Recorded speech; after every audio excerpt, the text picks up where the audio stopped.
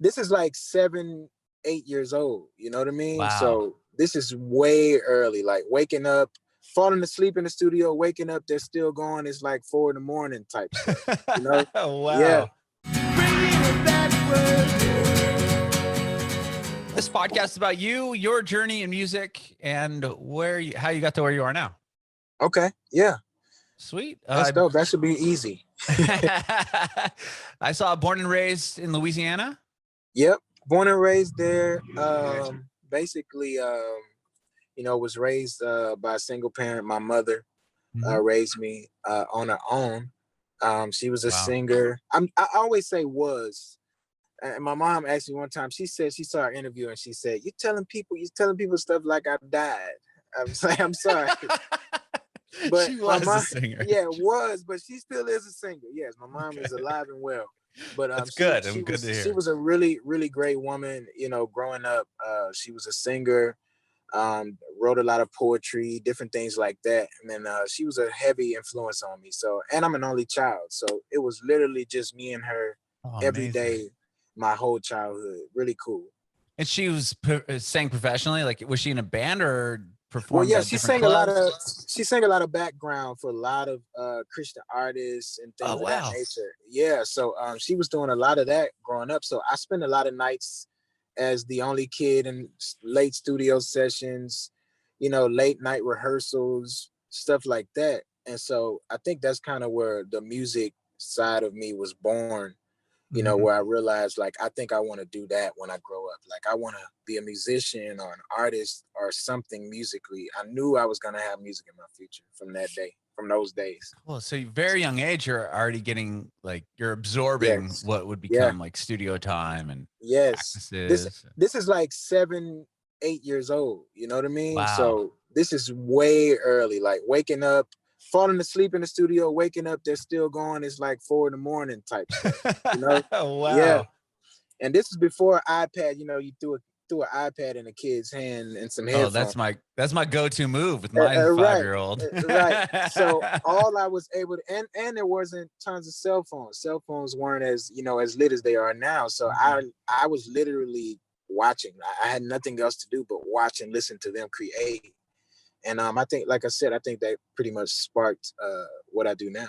That's amazing. And did you get into an instrument really early on as well? Or? I did. I got into band in middle school, in junior high school, and I used both of my electives for music.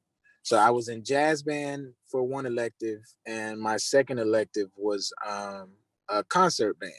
Oh, so, cool. Tuba, I played tuba in concert band, and then in jazz band I played drums. Yep. Oh, what was your first instrument? First instrument was drums for sure. But my first instrument in school was the tuba. Okay. So when did you start playing drums? Were you playing on like a kid, or were you doing more percussion work? Yeah, it starts on the tables and the pots and pans at home. Sure. And I think, my mom was one of those parents that, she didn't get angry that I was beating on things. She bought a drum set. That's awesome. She channeled it, and I think that was really cool of her because that helped me gain a love for instruments and music as well.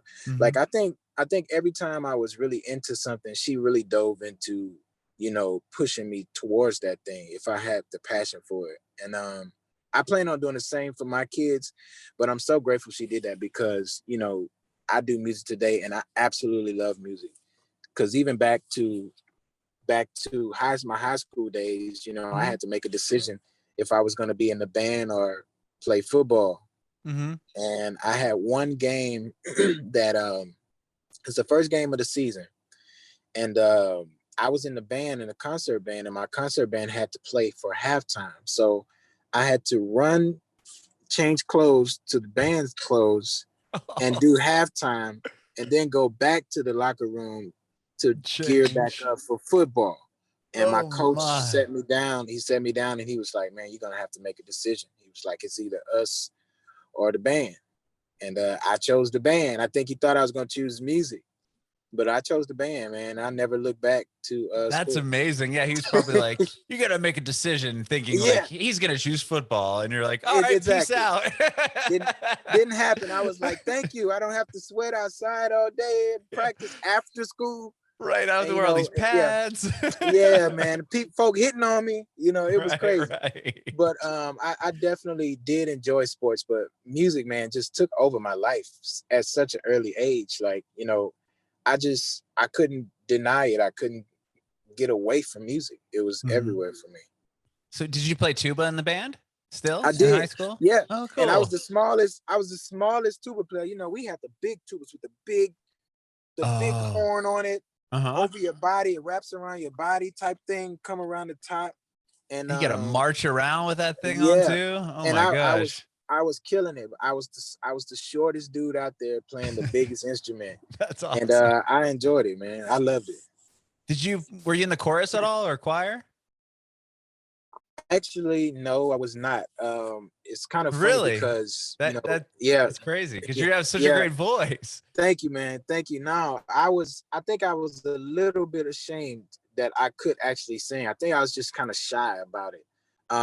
In school, especially in high school, we had talent shows and all of these things going on at the school. And I would be in the audience watching the winner sing a song just terribly, and everybody at school loved it. I was like, man, I could kill that dude if I had the courage to get up there.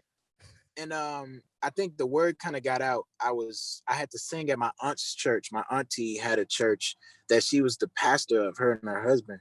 Oh, And cool. I sang there, and two of the kids from my school was at that church, and they heard Oh. me sing, and so they came back to school and told everybody, that dude Jor'Dan can sing, man. Everybody's like, what? No way. He's like, no, he sang in my church. He killed it, blah, blah, blah. And so from then on, everybody was, trying to get me to sing, begging me to sing. I never did it. And it's until I got out of high school, I started doing music professionally. And all of those people were like, bro, you never sang in school. Why didn't you sing in school? I didn't know you could sing. So it was pretty cool. What I enjoyed the fact that I could only focus on music. what gave you the courage to start singing? Did you write a song or like when did you decide like, you know what, I'm gonna just take a shot My, at this singing music thing? my mom made me sing. Your mom made you sing. It was my decision. Oh yeah, it wasn't my choice. No, I sang my first song at church at the age of 6 years old, and she taught me this song. I sang the song. I didn't want to do it, and after the church service, I had a bunch of old ladies and people after church giving me candy and money because I did such a great job.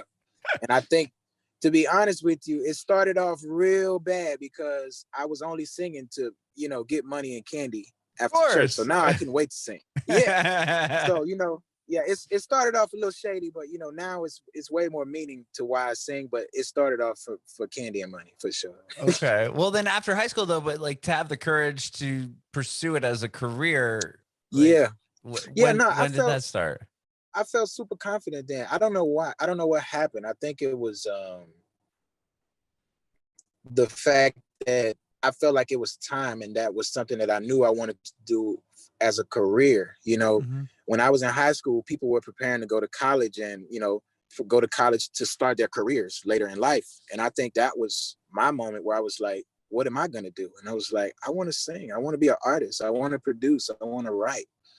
And so I told my mom that, and she 100% supported me, bought a computer for me to, work on some music through. And, I downloaded a couple free programs. I got cracked a couple programs back in the day. You course. can, yeah, you can just Google Fruity Loop and you could get a demo and make beats on it. And I think I started there. And that's when it just got serious for me. So I was like, it's either now or never. And I just really turned up with it. Okay. So you started writing. Was that the first like go at writing songs on your Yeah, own? Oh, it wow. was writing some terrible songs that if I think back now, I'm like that. It was so whack. I thought it was so awesome, so litty. But yeah, so I was writing songs and I was having issues with that. And again, I told you my mom was always writing poetry when I was growing up. And so she kind of helped me out a lot with, you know, techniques and how to write here or how to come up with a concept and things like that. And she also told me to rewrite some of my favorite songs. And that will help me figure out how a song should be formatted, like Oh, from that's an an interesting way to do intro it. to, yeah, so from an intro to a verse to a pre-chorus to a hook, and do that again and again until you get to a bridge and then a hook again. So it's kind of weird because I don't even know if she knew that that was one of the most brilliant things she could have taught me, but that really helped me, you know learn how to format a song and also how to write. That started it all. Wow. Well, you put Yeah. a record out in 2009, right? Champion was 2009. Yes. Yes, And man. was that your first? That was your first album. But was what was the moment that kind of got you to there? Were you writing a bunch of songs prior to that, and then you finally had a Yeah, handful of songs that came together for a record? absolutely. I was working on music by myself first, and I can tell I wasn't getting the full sound that I wanted as far as the production, because I was very limited. Again, I was just a drummer and a tuba player. You know what I mean? With a little, with a talent to sing and write or whatever, but the production wasn't really there for me at that time because I couldn't play piano or keys or guitar.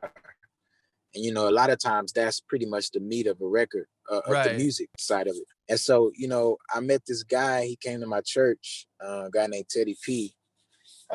He came to my church, and I sang a solo that Sunday, and he was like, "Man, you have a great voice, man. You killed today." I was like, "Thank you."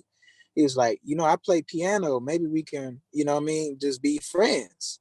I was like, "Cool." I was like, "Let me hear you play." So there was a keyboard, a piano, old piano in the back of the church we grew up in, and he went back there and he played me a song, and he did really well. I was like, "Dude, this dude is really dope." I was like, "I'm working on music. Have you ever produced a song before?"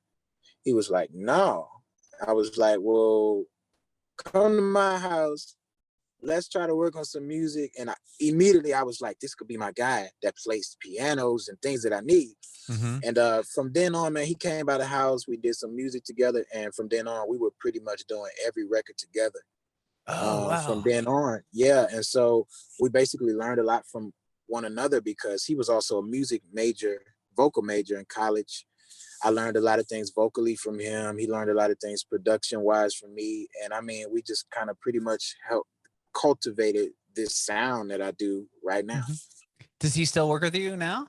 He does. He Wow. hasn't worked on the last few songs, like the last few singles that I've released.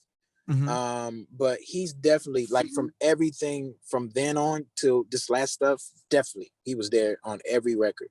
Yeah. That's amazing. So he worked Yeah. with you from what, like Oh 2009 yeah. ish to now? 2009 to at least 2000, at least 20, 20. Wow, that's crazy. Yeah. That's so Yeah. cool. That is so Yeah. cool. Yeah. And we would still work. I think too, it's really great because from us working together, we were both able to become, professionals and stand alone on the things that we do. Now I can pretty much produce and write and do everything on my own, and so could he. Just even Mhm. from the things that we learn from each other, and to life. You grow up. I got married. He got married. We didn't have all of that extra free time we used to have when we were growing up Of creating course. music. So yeah, so some stuff schedule wise, I had to do what I had to do. He had to do. But yeah, shout out to Teddy P, because I feel like without him, it wouldn't be much of a sound for me. I wouldn't be the type of artist I am today if it wasn't for his help. So That's amazing. What was yeah. the first song that kind of blew up for you? And do you remember that happening? First big record I would say was this record I put out, entitled Favor. Mhm. Um, that was probably my first most successful song. Of course, my first album did great for me. Mhm. As far as like recognition, people started to Oh, recognize me. yeah. But my most successful song, I would say, would be "Favor," and that record changed my life financially, changed my life and my music career, and it kind of put me on the map, to be honest. Wow. When Yeah. you tell me about seeing the success of that song, like did you put it out and like how quickly did it kind of start doing Yeah, something? it blew up real fast. You know when something's doing good when you start getting invited to award shows and you know things like that. I had never had that experience. I used to sneak on red carpets. I Right. used to try to figure out ways to finesse my way into award shows. And I think that when I released that record and the album with that album, it was entitled BLSD. When I released that, I felt the change. People were treating me different. Things Mhm. felt different. And yeah, it changed my life. And I think from then on, that really helped motivate me too to continue to keep going. It's kind of like, when you're going down a road, you're looking for that sign. You feel like you're going the right way, but you're looking for those signs to tell you that, you're on the right track. So that was Mhm. one of the moments I had for sure.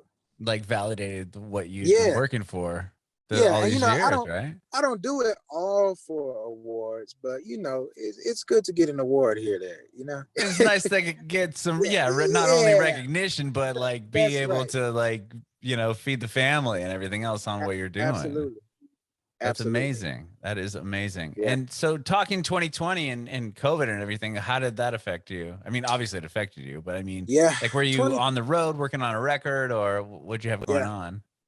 I was actually working on new music. I hadn't put out a project since 2018, Hmm. so I was really excited about 2020. So I started working on music, and when everything hit the fan, when the world had this big situation happen with COVID, I didn't know what to do because I had a tour set up. I had music I was about to release. And at that point, you couldn't tour, you couldn't perform in front of people. I had already planned my whole first quarter of my year out to work on that.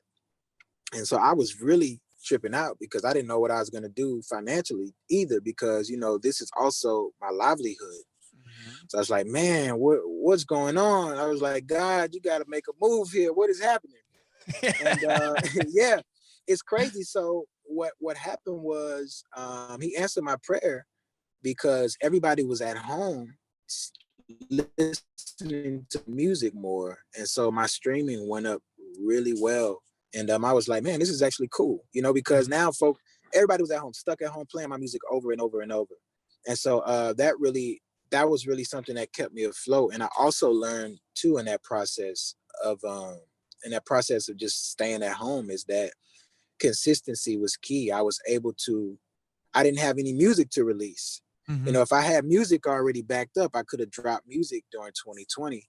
But it also showed me that, I wasn't prepared.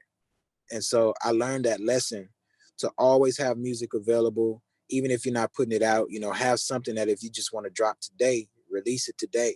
If you got Hmm. something you want to drop next week, release it next week. You already have music. So I learned a lot, man. My relationship with God got stronger. Relationship with my wife. You know, I learned a lot, man. 2020 changed my life too. I Hmm. lost a couple of family members, and to a lot of things that was going on in 2020. But I'm grateful for Hmm. 2020, man. It taught me a ton. And you were able to get some great songs. It sounds like, I mean, I out of it. was, So like this. My God Can and the Yes, new one. yes. This is stuff Uh, you guys are hearing right now. right. So So these are all records that you had wrote over the past year. It sounds like. yeah, absolutely. Even some stuff you guys haven't heard yet. It's some stuff that I did during that time. And I'm grateful because, again, I feel like I made some of the best music I ever made too.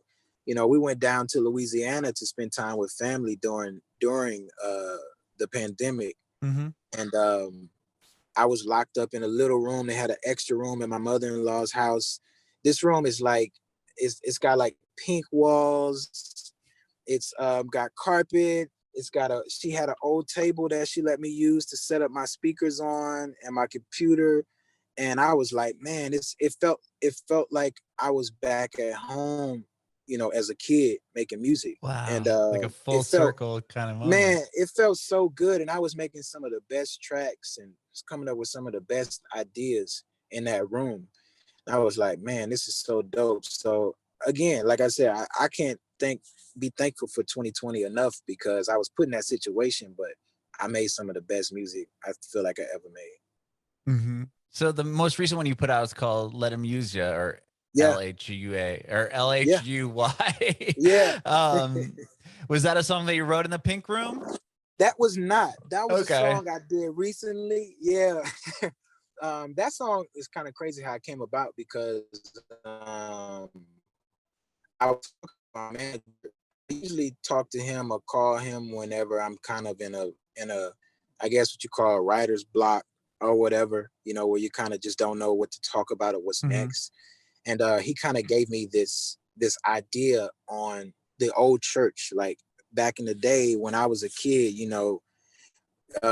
We would shout out the words, "Let him use you," just out of the audience to the person that has the microphone. If it's the preacher, the pastor, or a singer or whomever, Mm-hmm. you're able to just shout out words like, "Keep going, baby," or "Do your thing," or, what I'm saying, or "Let him use you, let God use you." And he was like, "What if you made a record about that, just that feeling?" And I was like, man, that might be dope if I, made a song called "Let Him Use You." I feel like everyone would connect with, letting God use them in some way or form.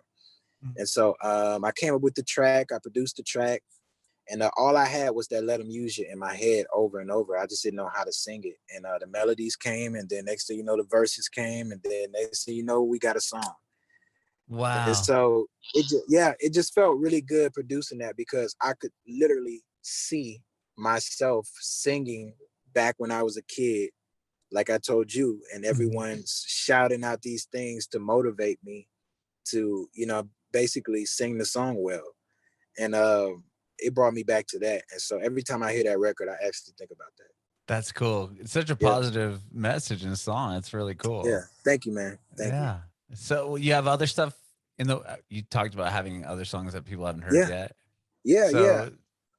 I have plenty of music, man. I'm actually holding back a lot of things, to be honest, Mm-hmm. and try not to give too much. I felt like in 2019, I dropped 3 EPs back to back, like Mm-hmm. 2 weeks apart. And all of those songs equal to about maybe 23, 24 songs. And when I put those songs out, I mean, 3, 4 months later, everybody's like, "Where's the new music?" I'm like, I just gave y'all 20, almost Yeah. 25 songs. Right. Right. And so I also learned too that, the world is different now. People digest music so quick now. This week, somebody's hot. Next week, it's another song everybody's on now. Mm-hmm. So just being consistent and just constantly dropping music. And so I've also learned that, just releasing a little, a little, a little. If I would have stretched those 25 songs out, I could have still been releasing songs right now from Right. that So you could have like song. another year of songs in the Yeah, bank. exactly. So, I try not to give people too much now. Now I'm Yeah. just dropping here, there, dropping a little bit. And eventually I'll put all of those songs together with a few new songs together to make an EP. So Oh, cool. So that's what's you next. planning on it? Yeah. So you are planning on putting a full project out. I love that. Yes, man. I think the listeners and my fans are really become accustomed to hearing a body of work from me. Mm-hmm. The singles do really great. I'm grateful for that. But people like to sit down and just press play on my music and just let it go. Right. And Play the whole I've noticed record that. out. Yeah, and I've noticed that. And so, you got to give the people what they want. So Mm. that's what we're gonna do. I love it. Have you had a Yeah. chance to do any live performances yet? Absolutely. Not with this new stuff. I've done some things here and there, but as far as touring and things like that, I haven't. Right. I really can't wait to do that. It seems like the moment when the world was about to open back up again, it kind of seems like it may be closing again. Oh yeah, I know. So it's kind of like we're in limbo right now. Mhm. But the virtual performances are a thing now, and so Mhm. I'm really big on that. I want to do more of those. I do have one that's out right now. It's on YouTube. It's called Summer Nights, and I have a bunch of new records on there. But I definitely want to get into more live performances, man. You know, that's when you really get to connect with the people who listen to you. You know, it's nothing like having people singing your lyrics back to you. You know, and it's a crazy energy. So I definitely miss that. I can't wait for you to be able to get back and do this. I know it's Yeah, crazy. Like you just said, stuff was opening up and then now who yeah, knows what's going on. But yeah, man. um, I love the new Yeah. songs. My God is a Thank you, great song. thank The you. one we just talked about, Let Him Use Yeah, Ya, amazing song. So yeah. I love what you're doing. Thank you, And I man. really appreciate your time, Jor'Dan. I thank you so much for doing this. Yeah, no, man, it's an absolute pleasure, man. You make this stuff feel easy, so I Well, thank you. appreciate you, man. That Yeah, means a lot to me as well. I have yeah. one more question for you before I let Now you go go. ahead. Do you have any advice for aspiring artists? Yeah, finding the right team is key. You know, even though my team started off real small with just me and Teddy P, you know, but just finding somebody that connects with you musically, somebody that you can rely on. It's like a Drake with 40. You know what I mean? Drake does every record with 40. It's like they're a team. You know, they get each other. I'm sure they think of things at the same time or before the other thinks it. You know, like they have the same mind.